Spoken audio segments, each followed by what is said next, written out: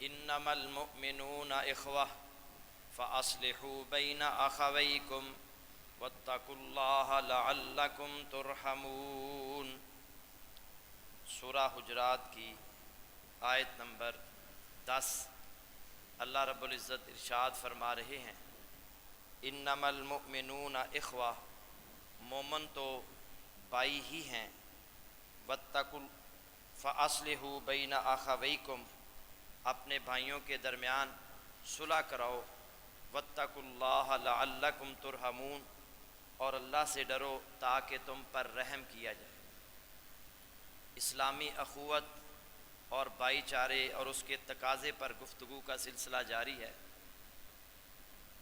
اسلامی اخوت اور بھائی چارے کے تقاضے یہ ہیں کہ ہم ایک دوسرے سے محبت کریں، ایک دوسرے سے ہمدردی کا اظہار کریں، ایک دوسرے کی خیر خواہی کریں، ایک دوسرے سے ملاقات مسکراتے چہرے اور خندہ پیشانی سے کریں، ایک دوسرے سے اچھے طریقے سے گفتگو کریں، ایسی گفتگو سے پرہیز کریں جس سے کسی کے جذبات مجروح ہوں، اور ایک دوسرے کے لیے رحم دل اور نرم دل ہو جائیے، نرمی اختیار کیجیے اور سختی اور تند خوئی سے پرہیز کیجیے۔ اللہ کے نبی صلی اللہ علیہ وسلم نے سختی کرنے والوں کے لیے بد دعا کی ہے اور نرمی کرنے والوں کے لیے دعا کی۔ اللہ کے نبی صلی اللہ علیہ وسلم کی حدیث ہے، سیدہ عائشہ رضی اللہ تعالی عنہا اس حدیث کو روایت کرتی ہیں، صحیح مسلم کی حدیث ہے۔ نبی صلی اللہ علیہ وسلم نے کہا اللہم من ولی من امر امتی شیئا فشک علیہم فاشکک علی، اے اللہ جو شخص میری امت میں سے کسی معاملے کا، میری امت کے کسی معاملے کا ذمہ دار بنا، کسی بھی معاملے، وزیر بنا ہے، مشیر بنا ہے، وزیر اعلیٰ بنا ہے، وزیر اعظم بنا ہے، صدر بنا ہے، یا کسی بھی عہدے پر وہ آیا ہے، فشک علیہم، اگر وہ ان پر مشقت کرے، مشقت ڈالے، فاشکک علی، تو بھی اس پر مشقت ڈال۔ اللہ کے نبی بد دعا کر رہے ہیں ان حکمرانوں کے لیے، ان افراد کے لیے جو کسی بھی معاملے میں مسلمانوں کے ذمہ دار بنتے ہیں، ان کے لیے مشقت، انہیں مشقت میں مبتلا کرتے ہیں۔ اللہ کے نبی صلی اللہ علیہ وسلم کہہ رہے ہیں اے اللہ انہیں بھی مشقت میں مبتلا کر، فاشکک علی۔ اس سے پتہ چلا کہ جتنے بھی ہمارے ملک کے حکمران بنتے ہیں یا کسی بھی معاملے کا کوئی ذمہ دار بنتا ہے، اگر وہ سختی کرے گا اللہ بھی اس کے ساتھ سختی کرے گا، اسے سکون کی زندگی میسر نہیں آ سکتی۔ اور نبی صلی اللہ علیہ وسلم نے دعا کی ہے کن کے لیے؟ وَمَنْ وَلِيَ مِنْ أَمْرِ أُمَّتِي شَيْئًا فَرَّفَقَ بِهِمْ فَارْفُقْ بِهِ، اور جو میری امت کے کسی معاملے کا ذمہ دار بنے اور ان کے ساتھ نرمی کرے، اے اللہ تو بھی اس کے ساتھ نرمی کر۔ کتنی بڑی بات، جو نرمی کرے گا اللہ کے نبی اس کے لیے اللہ سے نرمی کی دعا کر رہے ہیں، اور جو امت کے کسی معاملے کا ذمہ دار بن کے ان کے لیے سختی کرے، انہیں مشقت میں ڈالے، اللہ کے نبی اس کے لیے بد دعا کر رہے ہیں اے اللہ اسے بھی مشقت میں ڈال۔ اس لیے جو بھی ذمہ دار ہے کسی بھی معاملے کو، اسے اپنے ماتحت افراد کے ساتھ نرمی والا معاملہ کرنا چاہیے۔ نرمی والا معاملہ کرے گا اللہ کے نبی صلی اللہ علیہ وسلم کی دعا کا مستحق بنے گا، اور اگر وہ سختی والا معاملہ کرے گا، لوگوں کو مشکلات میں مبتلا کرے گا، لوگوں کے لیے آسانیاں کرنے کی بجائے ان کے لیے مشکلات پیدا کرے گا، اللہ کے نبی کی وہ بد دعا کا مستحق بن جائے۔ اسی طرح ایک مسلمان کو دوسرے مسلمان کے لیے تواضع اور عاجزی کو اختیار کرنا چاہیے۔ تواضع کیا ہے؟ تواضع کا معنی ہوتا ہے نیچے ہو جانا، یہ کبر کی ضد ہے۔ تواضع کا مطلب یہ ہے کہ آپ اپنے آپ کو اونچا نہ سمجھیں، اپنے بھائی کو کمتر اور حقیر نہ سمجھیں۔ اپنے آپ کو اونچا سمجھنا اور اپنے مسلمان بھائی کو کمتر اور حقیر سمجھنا یہ کبر ہے، یہ تکبر ہے، یہ تواضع کے الٹ ہے۔ اپنے بھائی کے لیے عاجز بن کر رہیں۔ یاد رکھیں، جو بندہ اپنے آپ کو بڑا سمجھتا ہے، اپنے مسلمان بھائی کو حقیر سمجھتا ہے، یہ تکبر ہے، اور وہ اللہ کی نظروں سے بھی گر جاتا ہے اور بندوں کی نظروں سے بھی گر جاتا ہے۔ جو لوگوں کے لیے تواضع اختیار کرتا ہے، عاجزی اختیار کرتا ہے، اللہ کے ہاں بھی اس کو عزت ملتی ہے، اور لوگوں کے ہاں بھی وہ معزز اور عزت دار بن جاتا ہے۔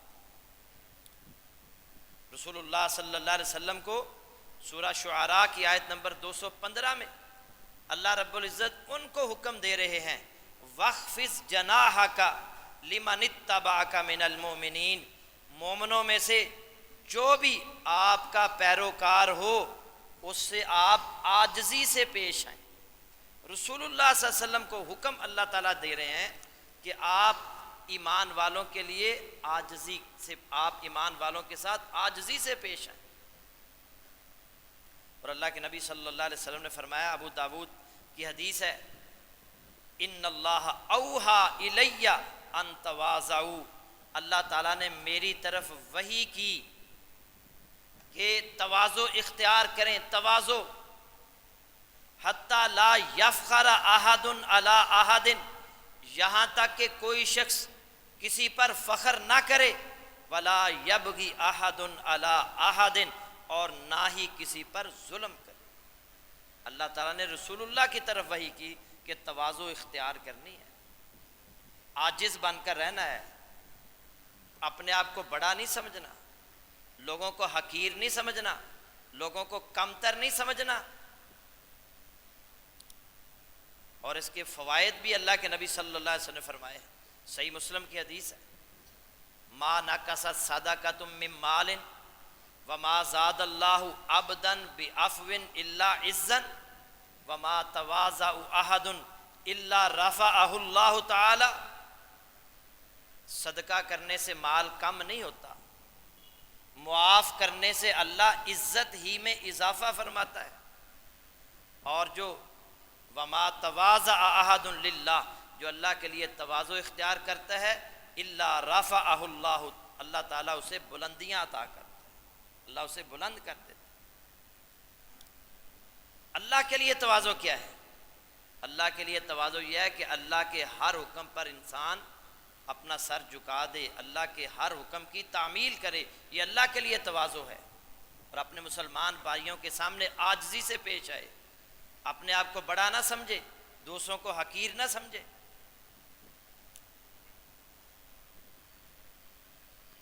اخوت اور بھائی چارے کا ایک اور تقاضا بھی ہے کہ اگر کوئی مسلمان بھائی بیمار ہو جائے، اس کی تیمارداری کرنی چاہیے۔ مسلمان بھائی کی تیمارداری کرنا، اس سے محبت بڑھے گی، اخوت بڑھے گی، اس سے تعلقات مضبوط ہوں گے،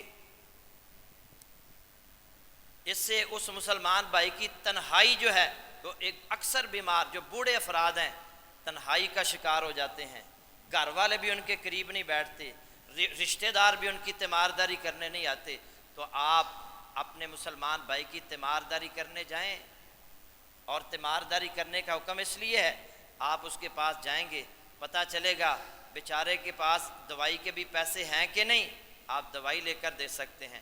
ہو سکتا ہے اس کے پاس پیسے موجود ہوں مگر اسے ڈاکٹر کے پاس لے جانے والا کوئی نہ ہو، آپ اسے ڈاکٹر کے پاس لے جا سکتے ہیں، اس کی مدد کر سکتے ہیں، اسے دوائی لے کر دے سکتے ہیں، کوئی اچھا مشورہ دے سکتے ہیں۔ لیکن ہمارے معاشرے کے اندر سگے بھائیوں کا پتہ لینے نہیں جاتے۔ میرے ایک اسٹوڈنٹ تھے، مختار احمد ان کا نام ہے، جنگ کے رہنے والے، تو وہ ان کی یہ عادت تھی، وہ ہر ہر روز وقت نکال کر اپنے قریب ترین جو ہسپتال ہوتا، کوئی کلینک ہوتا جہاں پر مریض ہوتے، وہاں جا کر روز مریضوں کی عیادت کر، روز ان کا معمول تھا۔ ایک دن انہوں نے بتایا کہ میں کسی دوسرے شہر میں گیا، وہاں میں نے مسجد میں نماز ادا کی۔ نماز ادا کرنے کے بعد حضرت صاحب نے، مولانا صاحب نے، امام صاحب نے دعا کروائی کہ ہمارے مسجد کے فلاں حاجی صاحب نمازی جو بیمار ہیں، دعا کریں اللہ تعالیٰ نے صحت کاملہ عاجلہ عطا فرمائے۔ دعا کی تو وہ کہتے ہیں میں امام صاحب کے پاس گیا، میں نے کہا کہ آپ مجھے ان کا ایڈریس بتا دیں، وہ کہاں ان کا گھر؟ انہوں نے بتایا جی فلاں گلی میں فلاں نمبر کا۔ میں نے ان کے گھر چلا گیا، دروازہ کھٹکھٹایا، ایک نوجوان باہر ہے۔ میں نے کہا جی میرا نام مختار ہے، میں نے فلاں حاجی صاحب سے ملنا ہے، ان کی تیمارداری کرنے کے لیے آئے۔ اس نے اندر جا کر بتایا، وہ بڑا پریشان حیران کہ کون مختار، میں تو جانتا ہی نہیں۔ بہرحال اندر بلا لیا۔ انہوں نے کہا میں نے آپ کو پہچانا نہیں۔ انہوں نے کہا آپ کیسے مجھے پہچان سکتے ہیں، میں پہلی دفعہ آپ کے گھر آیا ہوں، میں نے مسجد میں نماز ادا کی، مسجد میں امام صاحب نے آپ کے لیے دعا کی، مجھے پتا چلا کہ آپ بیمار ہیں، میں آپ کی تیمارداری کرنے چلا آیا، کیونکہ اللہ کے نبی صلی اللہ علیہ وسلم نے فرمایا مسلمان بھائی کی تیمارداری کرو۔ جیسے ہی میں نے یہ بتایا وہ پھوٹ پھوٹ کر رونے لگا، اونچی اونچی رونے لگا، کہنے لگا میں کئی عرصے سے بیمار ہوں، کافی عرصے سے بیمار ہوں، میرا سگا بھائی ساتھ ہی رہتا ہے، وہ کبھی میری تیمارداری کرنے نہیں ہے۔ سگا بھائی نہیں ہے، دوسرے چلے جاتے ہیں، سگے نہیں جاتے۔ کیوں ناراض ہیں جی؟ جائیداد کا مسئلہ ہے، فلاں مسئلہ ہے، رشتے کا مسئلہ ہے، میں نے رشتہ مانگا، اس نے رشتہ دینے سے انکار کر دیا، اور کئی سال ہو جاتے ہیں اور ایک دوسرے سے نہ ملاقات، نہ ایک دوسرے کی تیمارداری، نہ ایک دوسرے کی خیر خیریت۔ یہ کیسا اسلام ہے؟ یہ کیسے مسلمان ہیں؟ اللہ کے نبی صلی اللہ علیہ وسلم نے مسلمان کے مسلمان پر جو حق بتائے ہیں ان میں سے ایک وعیادت المریض، مریض کی عیادت کرنا، تیمارداری کرنا۔ اور اللہ کے نبی صلی اللہ علیہ وسلم کا یہ طریقہ تھا، آپ کسی مسلمان کی تیمارداری کرنے جاتے تو اس کے لیے وہاں دعا کرتے۔ اللہ کے نبی صلی اللہ علیہ وسلم نے فرمایا جو یہ دعا ابھی میں بتانے لگا ہوں 7 مرتبہ کسی مریض کے پاس کھڑے ہو کر 7 مرتبہ یہ دعا کرتا ہے، اگر اس کی موت کا وقت نہیں آیا اللہ اسے صحت عطا فرمائے گا، عافیت دے گا، اس پر رحمت کرے۔ اسأل اللہ العظیم رب العرش العظیم ان یشفیک۔ کیا معنی ہے؟ میں اللہ سے سوال کرتا ہوں۔ کس اللہ سے؟ جو بہت عظمت والا ہے، عرش عظیم کا رب ہے۔ کیا سوال کرتا ہوں؟ ان یشفیک، کہ وہ تجھے شفا عطا فرمائے۔ 7 مرتبہ ایک مسلمان بھائی صرف اس لیے تیمارداری کرنے گیا ہے کہ یہ میرا مسلمان بھائی ہے، وہ اخلاص کے ساتھ اس کے لیے دعا کرے گا اور 7 مرتبہ دعا کرے گا۔ اللہ کے نبی صلی اللہ علیہ وسلم فرما رہے ہیں کہ اللہ تعالیٰ نے اگر اس کی موت کا وقت نہیں آیا اللہ اسے شفا عطا فرمائے۔ کتنے لوگ ہیں جن کو یہ دعا یاد ہے؟ مختصر سی دعا، یاد نہ بھی ہو اپنے آپ لکھ کر اپنے پاس رکھ لیں، جب بھی کسی مسلمان کی تیمارداری کرنے جائیں۔ اور اللہ کے نبی صلی اللہ علیہ وسلم نے فرمایا من عاد مریضا نادا مناد من السماء، جو شخص کسی مریض کی عیادت کرے، تیمارداری کرے، تو آسمان سے ایک اعلان کرنے والا اعلان کرتے ہوئے کہتا ہے طبتا و تابا ممشا کا، تمہیں خوشحالی نصیب ہو، تمہارا چلنا بہت اچھا ہے۔ وَتَبَوَّأْتَ مِنَ الْجَنَّةِ مَنزِلًا، ابن ماجہ کی روایت ہے تم نے جنت میں اپنے لیے ایک گھر بنا لیا ہے۔ جنت میں ایک گھر، دنیا میں گھر جہاں رہنا بھی نصیب نہیں ہوتا، بعض اوقات ساری زندگی بندہ محنت کرتا ہے میں گھر بناؤں گا، گھر بناتا ہے تو موت کا وقت آ جاتا ہے، بلاوا آ جاتا ہے۔ اور جنت میں کا گھر وہ ہے جہاں آپ نے ہمیشہ رہنا ہے، جہاں موت بھی نہیں آئے گی، آپ مسلمان بھائی کی تیمارداری کرنے جائیں گے، اللہ جنت میں گھر بنا دے۔ اور پھر فرمایا، دوسری روایت کے الفاظ ہیں، جب ایک آدمی اپنے بھائی کی عیادت کے لیے یا زیارت کے لیے جاتا ہے، عیادت کے لیے یا زیارت کے لیے جاتا ہے، اللہ فرماتے ہیں طبتا و تابا ممشا کا، تم بہت اچھے ہو، تمہارا چلنا بہت اچھا ہے، وتبواتا منزلا فی الجنتی، اور تم نے جنت میں گھر بنا لیا ہے۔ اور سیدنا ثوبان رضی اللہ تعالی عنہ بیان کرتے ہیں، مسلم کی حدیث ہے، ان المسلم اذا عادا اخاہ المسلم، ایک مسلمان جب اپنے مسلمان بھائی کی عیادت کے لیے جاتا ہے، لم یزل فی خرفت الجنت حتی یرجع، واپس لوٹنے تک جنت کے میووں میں رہتا ہے، جنت کے میووں میں رہتا ہے۔ ایسے ہی ہے کہ وہ جنت میں بیٹھا ہوا ہے اور جنت کے پھلوں کو چن چن کر توڑ توڑ کر کھا رہا ہے۔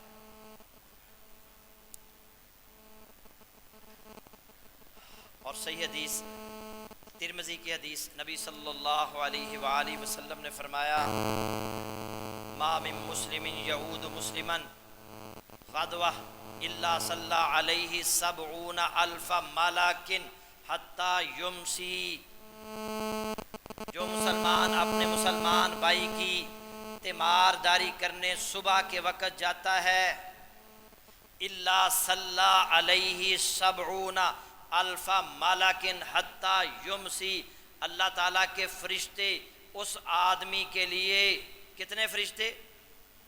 70,000 ملک، 70,000 فرشتے اس آدمی کے لیے اللہ تعالیٰ سے رحمت کی بخشش کی دعائیں کرتے رہتے ہیں، حتی یمسی، صبح کے وقت کیا ہے؟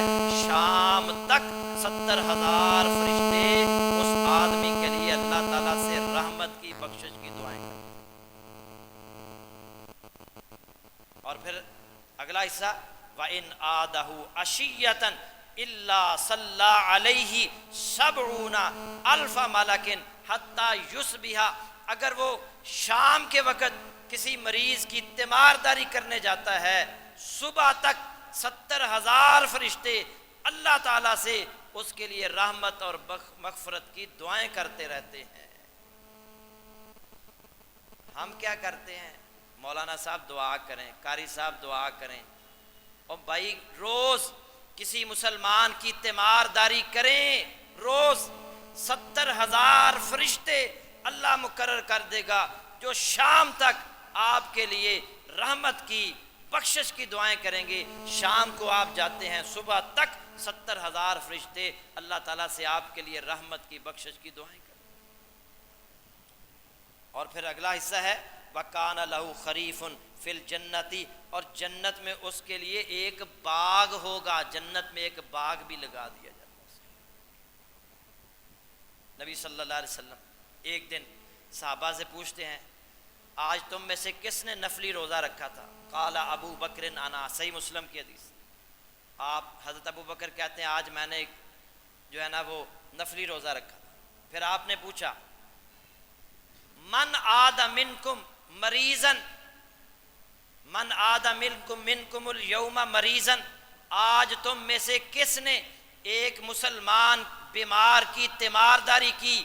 قال ابو بکر انا، ابو بکر رضی اللہ تعالیٰ عنہ کہتے ہیں میں نے ایک بیمار کی بھی تیمارداری کی۔ پھر آپ نے پوچھا، من اطعم منکم اليوم مسکینا، آج تم میں سے کس نے ایک مسکین کو کھانا کھلایا؟ قال ابو بکر انا، ابو بکر رضی اللہ تعالیٰ عنہ کہتے ہیں میں نے ایک مسکین کو بھی کھانا کھلایا۔ پھر آپ نے پوچھا آج تم میں سے کس نے ایک مسلمان کے جنازے میں شرکت کی؟ قال ابو بکر انا، ابو بکر رضی اللہ تعالیٰ عنہ پھر کہتے ہیں میں نے ایک مسلمان کے جنازے میں بھی شرکت کی۔ آپ نے فرمایا مجتمع هذه الخصال فی یوم الا رجل فی یوم فی رجل الا دخل الجنہ، یہ 4 خصلتیں ایک دن میں جس آدمی کے اندر جمع ہو گئیں وہ شخص جنت میں جائے گا۔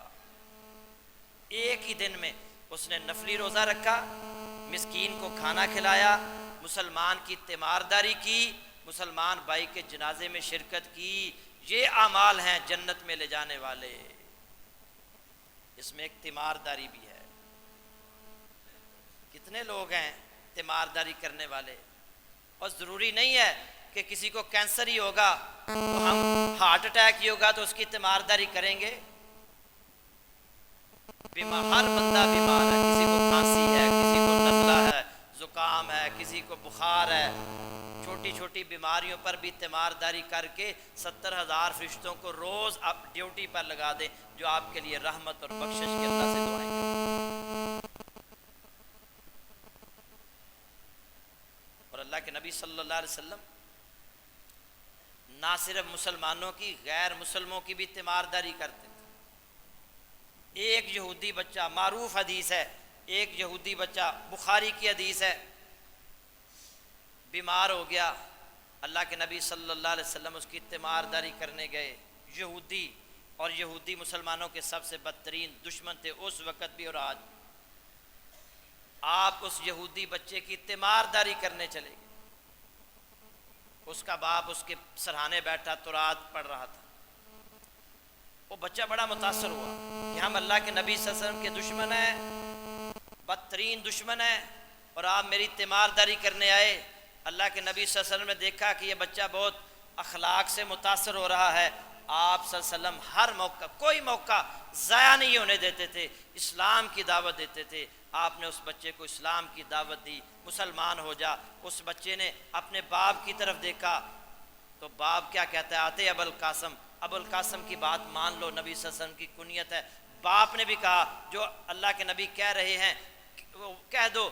اس نے کہا اشہد اللہ الہ الا اللہ و اشہد ان محمد الرسول اللہ، فاسلم فخرج النبی وهو یقول الحمد للہ الذی انقذہ من النار۔ اللہ کے نبی صلی اللہ علیہ وسلم، بعض روایات میں آتا ہے وہ بچہ فوت ہو جاتا ہے، اس نے کلمہ پڑھ لیا، اللہ کے نبی وہاں سے اٹھتے ہیں اور یہ کہتے ہوئے نکل رہے ہیں اس کے گھر سے، الحمد للہ الذی انقذہ من النار، اس اللہ کا شکر ہے جس اللہ نے اس کو جہنم کی آگ سے بچا لیا ہے۔